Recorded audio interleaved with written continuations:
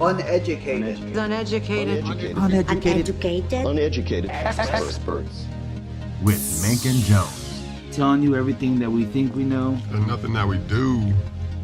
Episode 25. Yo, it's the Uneducated Experts, your favorite podcast in the world. I am Mink. That dude's Jones. Yeah, I already said that. We're going to talk about some stuff. We're going to give you some headlines. Jones, tell them what we're about to do. Oh, you know what time it is. Opening segment. We're going to give you that fastest minute of your life since the first time in your life. What we're going to do is give you our own uneducated headlines, because we all know that ESPN be on some BS. Mink, Fake you ready? news. I'm always ready, bruh. It's 8:30 in the morning. I'm ready to turn up. Anybody that knows me knows I'm ready to go all the time. All right. 1 minute on the clock and go. Nick Folk just kicked himself out of Tampa Bay. Do you agree? Oh, yes, definitely. It's just you need a reliable kicker. They can help you win games, or in the Bucs case, last 2 years, they can help you lose games. Go.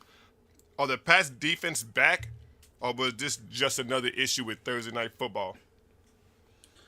If Nick Folk would have made those 3 kicks, we wouldn't even be having this conversation.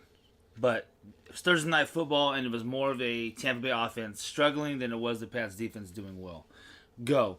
Doug Martin returns in a big way.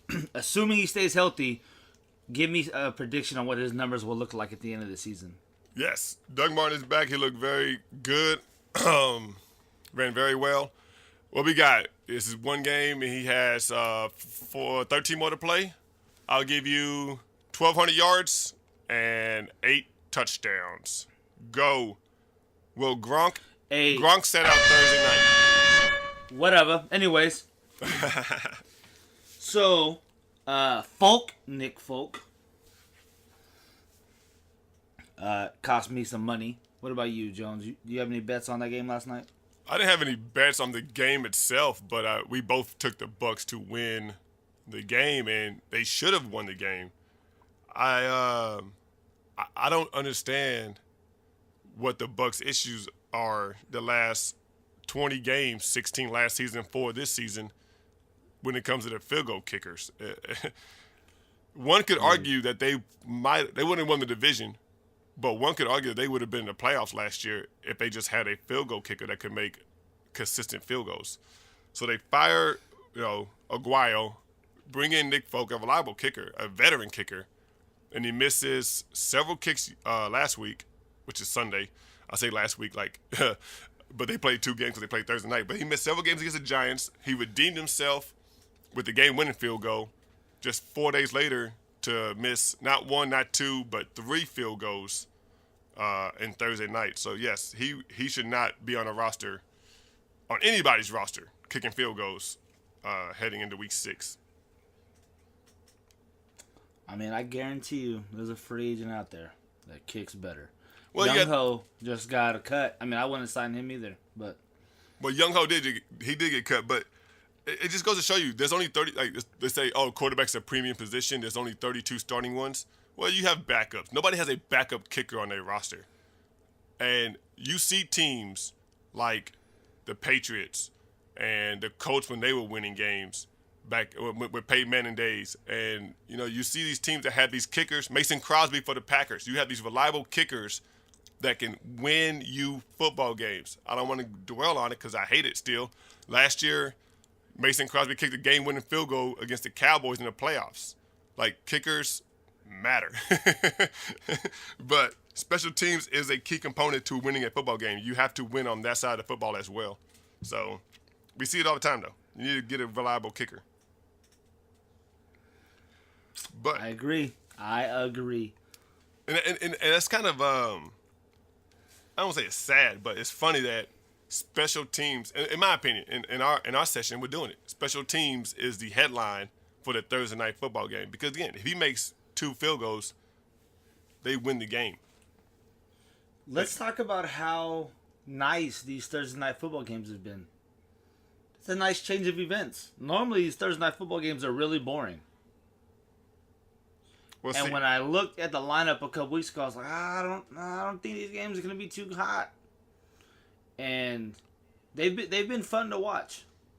Well, they've been trying Even to if change. the Tampa Bay New England game was like super slow for 3 quarters, the fourth quarter made up for that. They've been trying to change this, adding better games, some division rivals, stuff like that. But yeah, week 1, Pats and Chiefs, very good game, entertaining game. Yes. Week 2, Texans and Bengals. The one play highlight was Deshaun Watson, Yes. but that was a great highlight. Then week 3, you have Rams and Niners, 80 points scored together, 41-39. Yeah. That And game then- was crazy. Week 4, you got Packers and Bears. You watched it maybe because you had fantasy purposes with Aaron Rodgers, Jordy Nelson, Ty Montgomery. Don't That get game me wasn't so started on much. Ty Montgomery. Well, I know, but that game wasn't so much a good game. It was more of a blowout. But hey, in 5 weeks, you have 3 really good games. One, highlight with Deshaun Watson and the Packers win. Hey, Thursday Night Football would take it. Yep. And that game last week was more of how much can the Bears mess up in one game. Oh, very true. And Like that's that why botch snap that went the wrong way was the funniest thing I had seen all week. you couldn't make that up. That would be like a Madden glitch. Yeah, I was like, what happened? Like, did the center just quit? Like, Speaking of the Bears, because we have some, Bears friends of the show. Well, Bears apologize fans for that are that. friends of the show. They are very excited that Mitchell Trubisky is getting the start Monday Night Football against the Vikings. What do you think he's going to do? How do you think he's going to do? I think they're gonna lose. Okay, but how do That's you not think? what they want. How do you think Trubisky's going to do though? I'm gonna go with 220 yards, a touchdown, and 2 interceptions. Well, I think that touchdown. They'll definitely take that. Because Mike Glennon. It's gonna give them a little only bit of has a couple. hope and a little bit of heartache to go with it. Well, people question why they even took him, that early. He's only had 1 season at North Carolina, only played 13 games of collegiate football. But the experts, Mel Kiper and Tom McShay, said he had the most upside, while you see Deshaun Watson as a rookie over there in Houston just balling out, showing up and showing out. Great pick, Houston. I don't know, Great man. I pick. got, and he fell to him too. Like he fell to him. Bears move up 1 spot, get Trubisky. Chiefs move up, sell some future picks to go get Patrick Mahomes. And then the Texans are like, oh, okay, we'll take this guy Deshaun Watson who went to back-to-back national championships. Okay, we'll take that guy Can who's run, can who's throw, a winner in looks college, like a leader, who's been a winner at every level of football. Yeah, we'll take this doesn't guy. steal crab legs. All right, hey, let's get into these weekly picks, man. Definitely. Let's get this. We are 0-1. We are 0-1. Good. Thanks, Nick Folk. Can't be 16-0 thanks to you. Yeah, Well, 14-0. we need to look up our. Actually, hold on. Yeah, we got a couple minutes. I can look up our. Oh no, because you didn't give me your week 1, huh? All right, we'll go back and we'll look at what our current record is for the season. We have some products that have our picks that are documented. So Well, that's not necessarily recommend. fair, honestly, because the picks I send you for your pick 'em aren't the same picks I give here. We only started giving picks here last week, week 4. Yeah, but you were in the other league, the other pool that we're in, since week 1. I get that, but what I'm saying is I haven't made the same picks all over the board. But anyways, regardless, week 3 I beat you by 1 game. Week 4 you demolished 11-5. I was 6-10. We're both 0-1 heading to week 5. So let's get into these games. AFC East Bills are playing the 1-3 Bengals. Bills versus Bengals.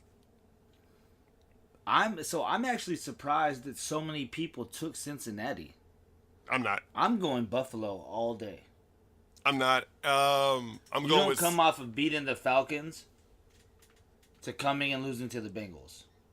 Especially not when you're leading the AFC East for the first time in years. I hear you. I'm going with Cincinnati Bengals. Jordan Matthews is out. While he might not have been a legit downfield weapon, he is a receiver that deserves some cornerback attention.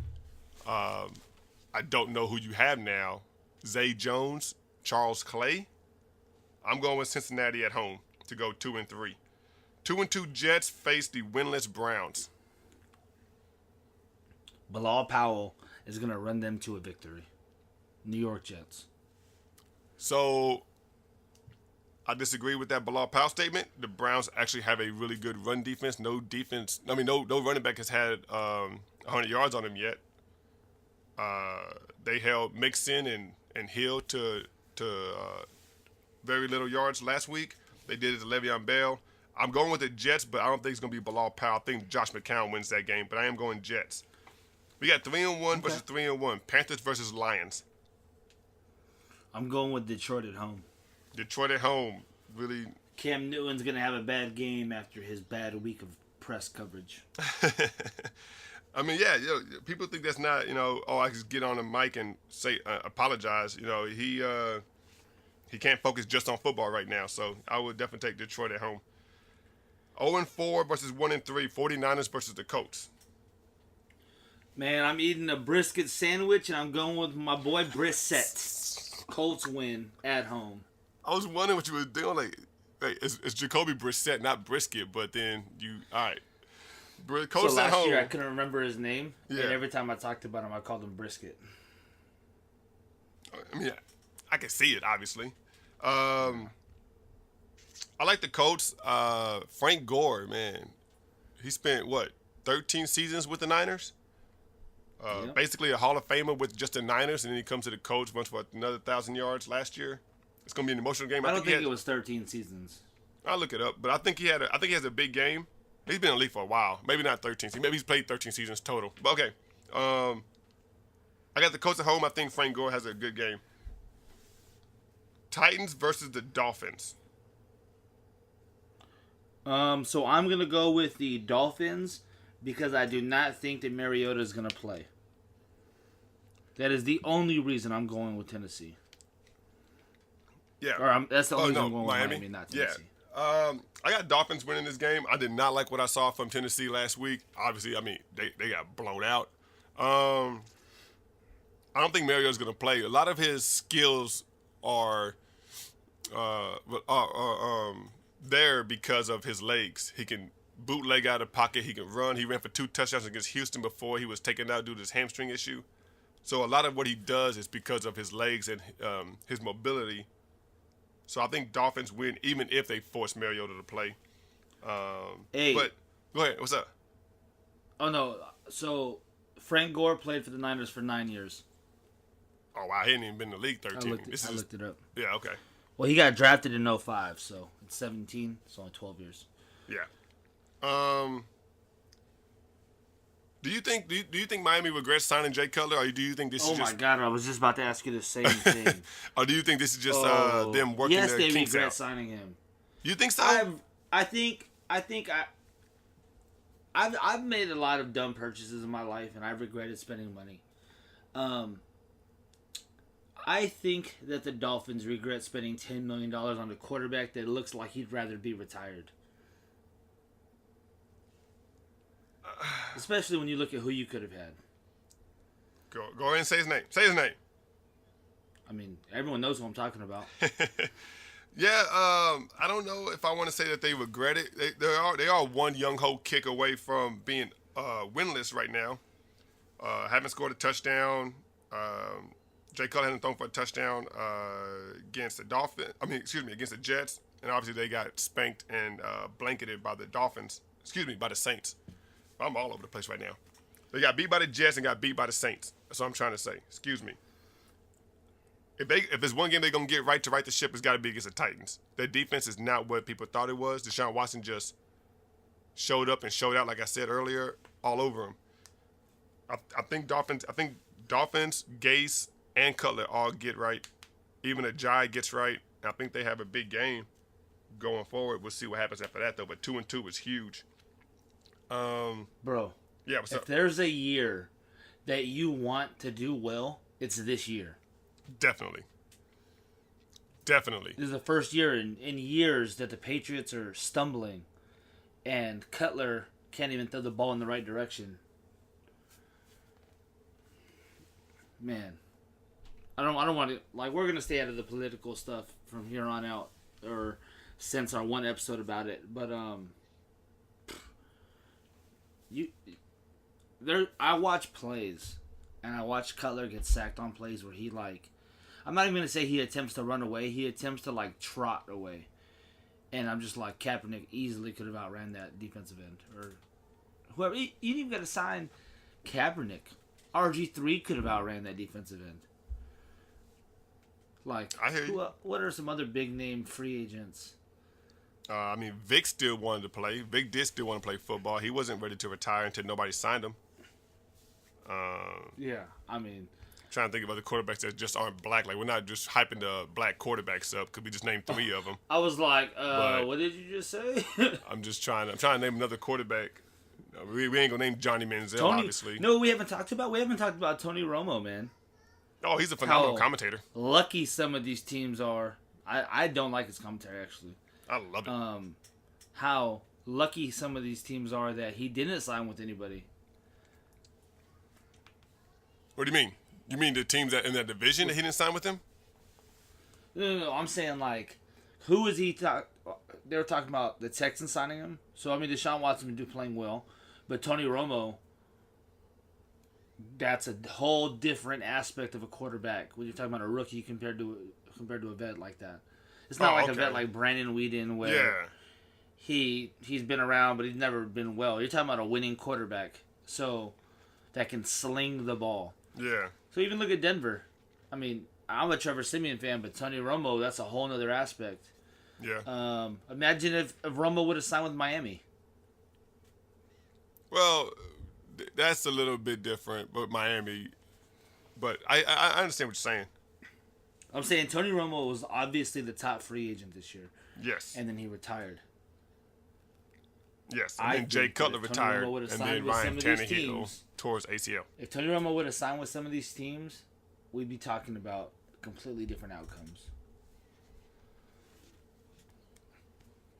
You all right over there? I hear something vibrating. Yeah, my phone's going off. Somebody's trying to call me. Ignore the call. What's up? Or answer it and say, hello, God? Is that you? Okay, I'm not going to do that. But, hey, we have 0-4 versus 0-4. Chargers and the Giants.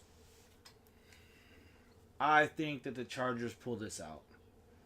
You think the They Chargers have more get weapons on the road? They got more weapons.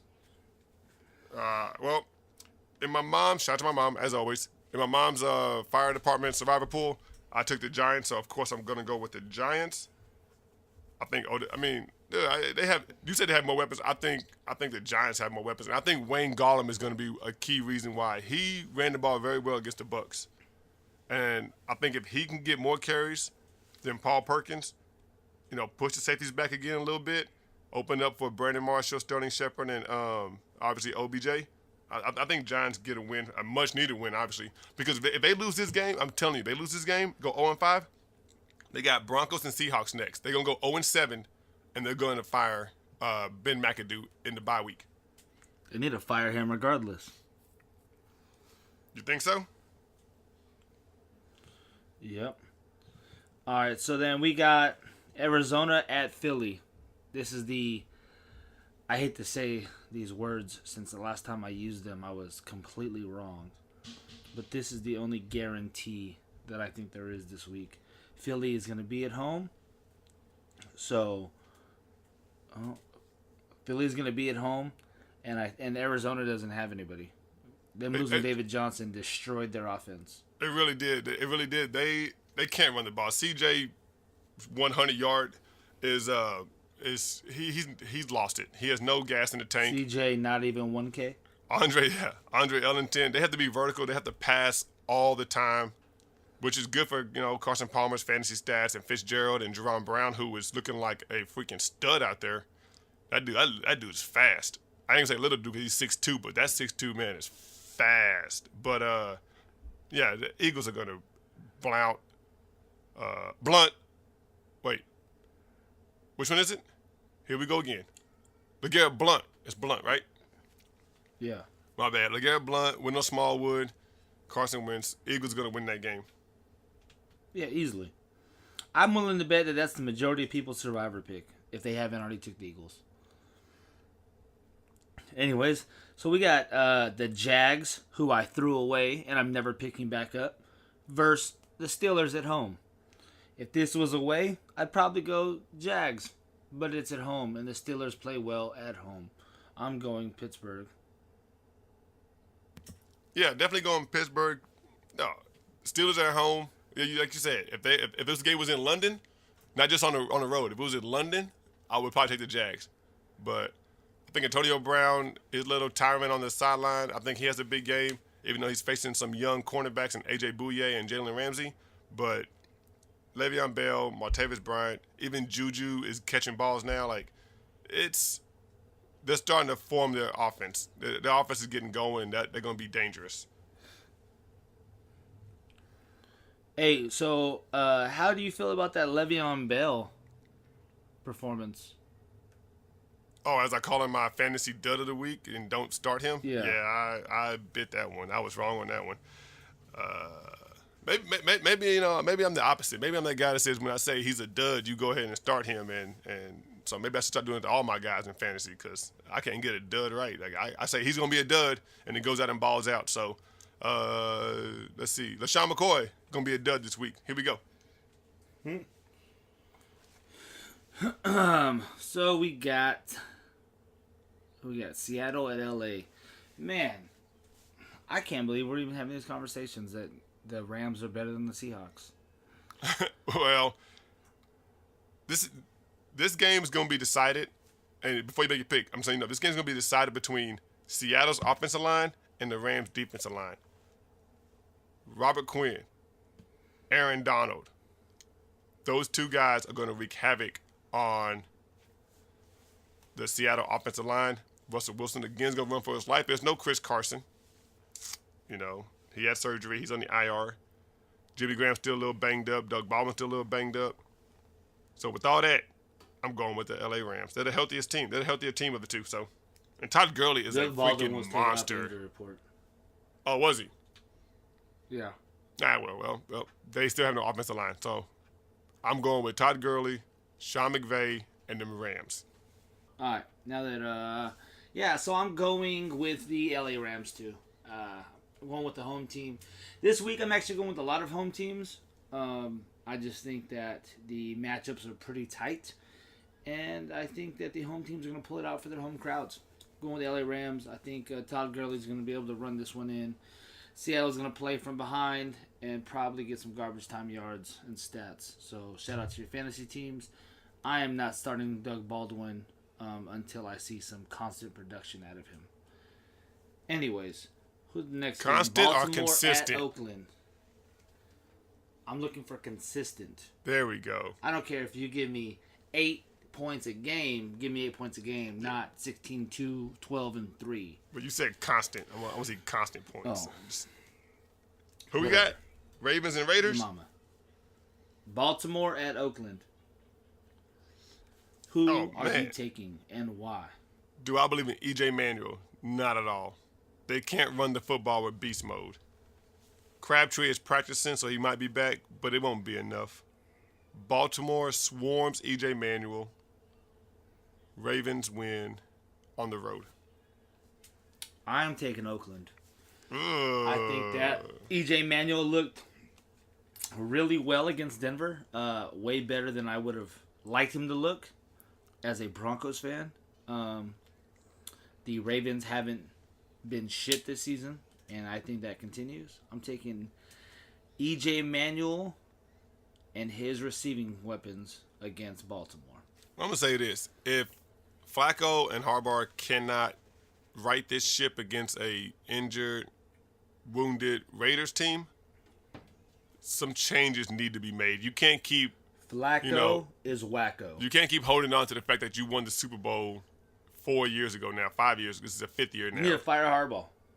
So I'm just saying, like, you can't keep holding on to that and Flacco looking like trash and you can't run the football and your best receiver is Mike Wallace. Like something needs to change. We got Jeremy Maclin. What's next? We got Green Bay at Dallas. Oh man! All right, so Let's hear who you're taking.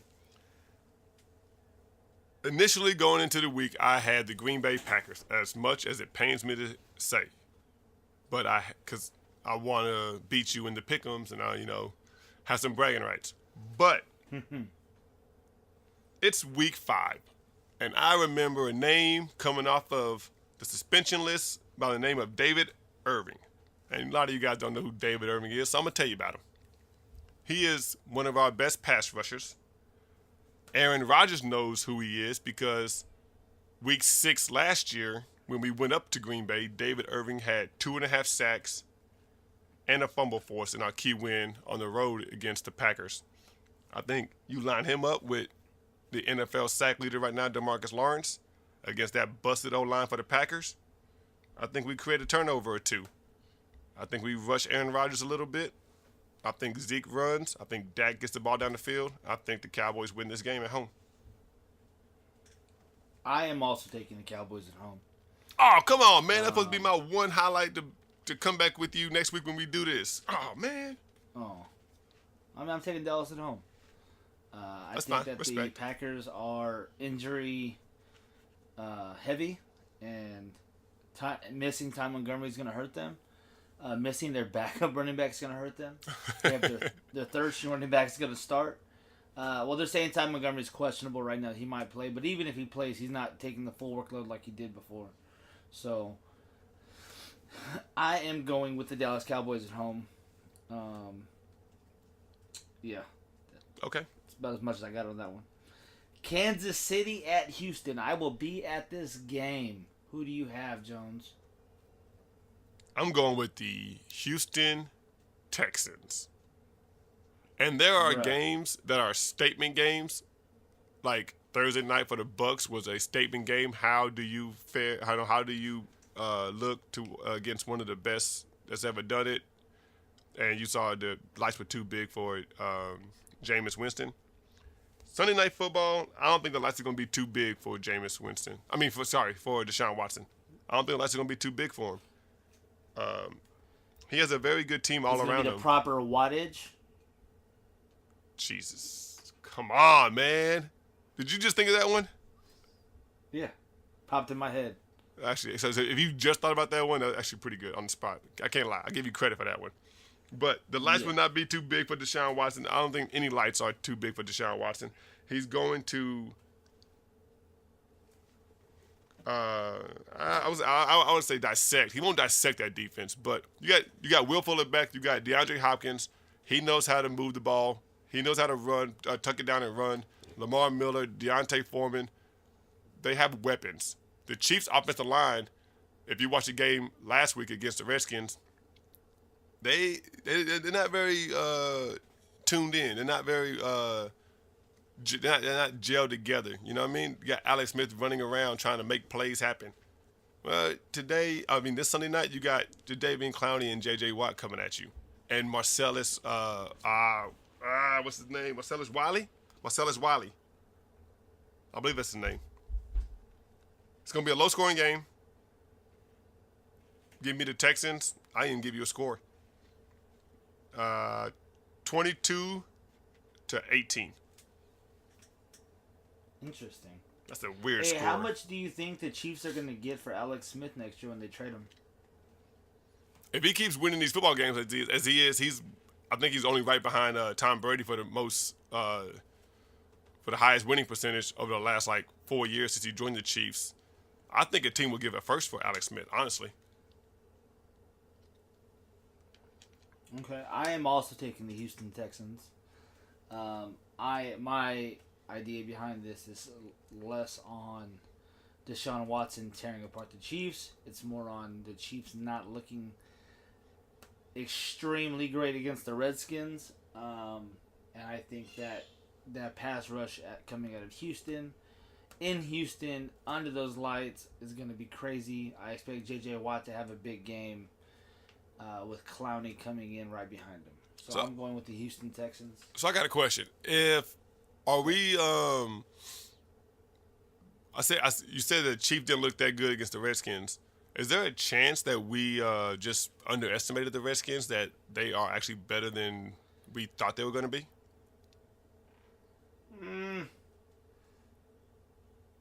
If Jordan Reed wasn't hurt, and if Terrell Pryor could not drop every other pass thrown to him, maybe. Yeah, I tell you what, I keep saying this now. This guy's name now, Josh Dotson, man. Josh Dotson might be actually the best receiver to come out of that class last year, between him, Corey Coleman, and Laquan Treadwell, along with Will Fuller. But we'll see. Corey Coleman can't stay healthy, so All right, and Laquan Treadwell can't get on the field to catch a ball. He can't run the route. So, that boy needs some milk. Monday Night Football. Vikings at the Bears. You said you're taking the Vikings. We heard I'm that. taking the Vikings. So, as the saying goes, fool me once, shame on me. Fool me twice, you're not going to fool me a third time. Or whatever the saying is. I don't even know the proper saying. I always listen to it on that J. Cole Fool song. me once, shame on me. No. Yeah, see, you don't Fool even me know. once, shame on you. Fool me twice, shame on me. Fool me 3 times? No. Bring the choppers, So let the it rain idea down on behind it you? is if you fool me once, like that's your bad. If you fool me twice, that's my bad for letting you fool me twice. I don't think that's how it goes. And I just dropped a J. Cole line. You didn't even pick it up. Anyways, I last heard year, it. I heard it. Last year, this exact moment, the Vikings went to Chicago to play Monday Night Football. And everybody went with the Vikings. I went with the Vikings in my survivor pool. And they shit the bed. The Bears ran all over them by a man named Jordan Howard. And the Bears won that game. Well, you ain't going to get me again, Vikings. There is no Dalvin Cook. There is no Sam Bradford, at least right now as we are recording this. There is no Sam Bradford. They got Michael Floyd back, but we don't know how much he's going to be a factor. Give me the rookie quarterback. Give me Tariq Cohen. Give me Jordan Howard. And the Bears actually are pretty good on defense if they don't turn the ball over. Yes, they gave up 35 against the Packers. Some of that was short fields thanks to Mike Glennon, Mr. Turnover quarterback. So give me the Bears at home. And I'm going with the rookie with the Bears at home. So first off, you're gonna hear my kids in the background. That's fine. I think you probably already heard mine. But Yeah, probably. we got several I got like games 4,000 different. kids running around my house though. We got several games different. We got a lot the same. So we'll see who's right and who's wrong. Feel free to comment and give us your picks if you want to. I know we got some listeners out there. Let us know who you signing with and why. But yeah, that's week 5. All right, we need some studs and duds. You got any? Studs and duds. Those fringe players that you don't know if you want to start them or not. As I scroll through here, I'll give you a stud. Devontae Parker. You saw Will Fuller get loose, 2 touchdowns. You saw DeAndre Hopkins over 100 yards. We already seen in 3 games, because it's only 3 games, because remember, they didn't play week 1, so I think they're still working their kinks out. But we saw that Jay Cutler's favorite target is Devontae Parker. Devontae Parker has a big game against the Titans. That's my stud that's one of my studs. Sorry. All right, you want to know who my stud is? Let's go. Eddie Lacy, Seattle Seahawks. You're I think joking. Eddie Lacy has a. You're joking. No, I'm not. For real. I listen. I think Eddie Lacy puts up minimum of 11 fantasy points in order to try to get his career back on track and stop eating cheeseburgers. Stop eating cheeseburgers. Okay. I guess just that. We'll see how it goes. I'm not a believer in Thomas Rawls. He had that one good season, got hurt, can't stay healthy. Pete Carroll said he's been flying around practice, which is ironic because he hasn't been flying up until Carson got hurt. So all of a sudden, Carson broke his ankle, and all of a sudden Thomas Rawls is 100% healthy and ready to go. I don't believe it. Eddie Lacy for the win. I wouldn't start him at a running back, but I'd put him at a flex. Let's go. All right. My duds are going to be the entire receiving core for the Oakland Raiders. Crabtree, You're going to be wrong on that one. Cooper. What's that speedy receiver that played for Minnesota? I can't think of his name right now. Jared Cook. Patterson. Cordell Patterson. Thank you. Yes. Take it down a notch. If you have another receiver that you can play, sit Amari Cooper till you see something consistent. You want Baldwin to be consistent. Amari Cooper win in the second round in most drafts, third round easily. But there's no Derek Carr. So EJ Manuel, you say I'm gonna be wrong. We'll see. Ravens defense is I ain't saying it's elite, but it's there. The offense is the issue. So my stud is the entire receiving core of the Oakland Raiders. My dud is the entire receiving core of the Oakland Raiders. So my dud of the week will be, if he starts, Ty Montgomery. Yeah. People that drafted Ty Montgomery drafted him to be their low-end RB1, high-end RB2. So there's some teams that are probably based around him, especially if you want a receiver first. However, they see that questionable tag, so they have hope, and they want to start him if he does start. If he starts or if he sits, it doesn't matter. Do not play him. He's not going to do anything this week. I'm going to give you another. I hope Okay. for Ty Montgomery that they sit him for the next couple weeks to let those ribs get healthy. I've fractured my ribs before, and it literally, your entire body hurts. Everything you do makes your ribs hurt. I hope they don't play him. I'm gonna give you it's not so much a breakout, so I'm gonna give you another stud. Duke Johnson Jr., baby. Ayo, got him on my team started. Duke Johnson Jr. is gonna have a big game. He's getting more and more looks. He just is. He's getting that the trust in Hugh Jackson. He's getting the trust in Deshaun Kaiser. Yeah, he had a garbage touchdown last week. Hey, fantasy's fantasy. We're talking fantasy. We ain't talking about actual ESPN stats. Duke Johnson Jr., start him. At some point, Duke Johnson Jr. needs to become the starting running back for the Browns. He's too small, bro. I don't think he can be a starting point. running back taking 20 carries. That's what they said about Jamal Charles. Okay, you're talking about okay. All right. You're right. You're right. 5'11", 5'10", Jamal Charles. They did say that about Jamal Charles when he came out of Texas, and they were wrong. I get that. But Duke Johnson's not a 20 carry guy. He's just not. He's 5'9". He's smaller than Jamal Charles. He needs to be in open space like Tariq Cohen, so where he can just make one guy miss, get up the field 10, 15 yards. He can't be running through tackles. Do you have another stud or dud? A breakout player? I think Bilal Powell has another decent game. Okay. You mentioned he'll that, have so probably- you're going to pretty much he was your breakout Bilal last Powell's- week. I think he's going to be touchdown dependent this week, but I think if he gets his touchdown, we're looking at 12 or 13 fantasy points. Okay. I do got a dud. I do got a dud, and it hurts me to say this because he's We in got a a lot of couple of my studs and leagues. duds. Well, we give a couple more this time. Melvin Gordon. While the Giants' defense has not been what it was last year, Melvin Gordon's dealing with a knee bruise, and he's playing through the pain. He's playing through it, so you commend him for that, and he's a threat when he touches the ball. But he's not the same Melvin Gordon week 1 and week 2, or even, obviously, last year when he was scoring all them touchdowns. I would sit Melvin Gordon if I was you guys this week. I just would. I'll run a receiver in my flex before I run Melvin Gordon. Try to find a replacement. All right, I got one more stud. All right, one more. That's it. We're done. Jerick McKinnon.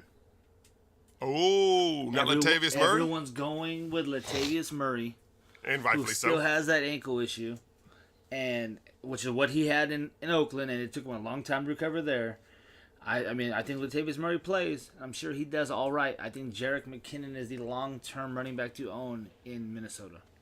And I think that with his receiving ability coming out the backfield, going against Chicago Monday night, I think Jerick McKinnon will have a bigger game than Latavius Murray. Okay. I'm going to disagree. We've seen this when AP got hurt and they brought in the Matt Asiata, Jerick McKinnon combo. Jared McKinnon is not the guy to be giving the ball between the tackles. Also, he's just not. He's an explosive player. He's a home run hitter when he touches the ball, but he's not between the tackles kind of guy. Latavius Murray is, so I'm going to disagree with you on that one. But all right, before we wrap this up, we will see. We will see. Before I wrap this up, we made a comment about we were going to do the last decade of winning teams in the division, and we did that. So I just want to ask you. Obviously, I'm asking you. Hey, what were the results of those numbers? Which division had the most wins, most winning teams? Wasn't it the NFC North? Ooh, not even close. Try again. It wasn't the NFC North? Nah. Who was it? There's the reason why I'm asking you. East? Yes, it was the NFC it East. Yes, sir. Yeah, but all right. So I want to hear some feedback from the friends of the show. If we're going over winning seasons, should we include 8-8 teams as winning, or should we not include 8-8? Should they be 9-7 or better? Which is what I said. We went 8-8, and I think that skewed the numbers. I sound like a hater right now. But no, it's not. If we go, and I don't think the AFC West wins if we go 8-8 or 9-7 or better. I just don't think that the NFC East wins either. Well, let's see what the friends of the show say. I have no problem going back and we'll do it 9-7 or better. But right now, we did 8-8, as Mink said, and the NFC East won for the last decade. 30 teams finished 8-8 or better. Second place was the AFC North with 28. If anybody's curious, AFC West had 26, AFC South had 27. The weakest division of all of them, the NFC South had 22. There was a couple seasons where they had 0 teams finish. Well, one season when they finished 8-8 or better. That was at 7. No one had 8-8. That was 7-8-1 season the Panthers won. Anyways, so that's our show. Like, share, comment, as always. Mink, tell them where to find us. All right, we got Twitter at UNED Experts, at Uned Experts. You go to YouTube, you go to Instagram, just search Uneducated Experts. Instagram is The Uneducated Experts with no spaces. You go to Facebook, it's Facebook/Uneducated Experts. TuneIn.com, Stitcher.com, iTunes, or Podcast Addict. Just search Uneducated Experts. And if you can't find us at any of those, just Google us. Matter of fact, watch me run this Google search real quick. I said watch me like you can see what I'm doing. Soon. Cameras are coming soon. We are working that. We're going to get them. Yeah, Jones is funding it with his gambling money. I'm going there after this. So maybe not right after, but I'm going. If you search Uneducated Experts, we are the number 1, the number 2, the number 3, the number 5 links. So it goes Facebook, Twitter, YouTube, some other crack.com, and then TuneIn, which is kind of crazy. TuneIn.com, apparently that is the 5th most searched thing for Uneducated Experts. Gotta check that out. So once again, you say that every time you do that. You're surprised by TuneIn.com, and you said you're going to check it out every episode when you actually mention TuneIn.com. But obviously, we appreciate all your support on all the platforms that you can listen to us on. We're only going to keep getting better. This isn't going anywhere. And if you listen to the show, as I always say, go tell a friend or hit that share button, guys. Yeah, whatever he said. Anyways, we are the Uneducated Experts. I am Mink. I'm Jones. We're telling you everything that we think we know. Nothing that we do, man. Have a dope day.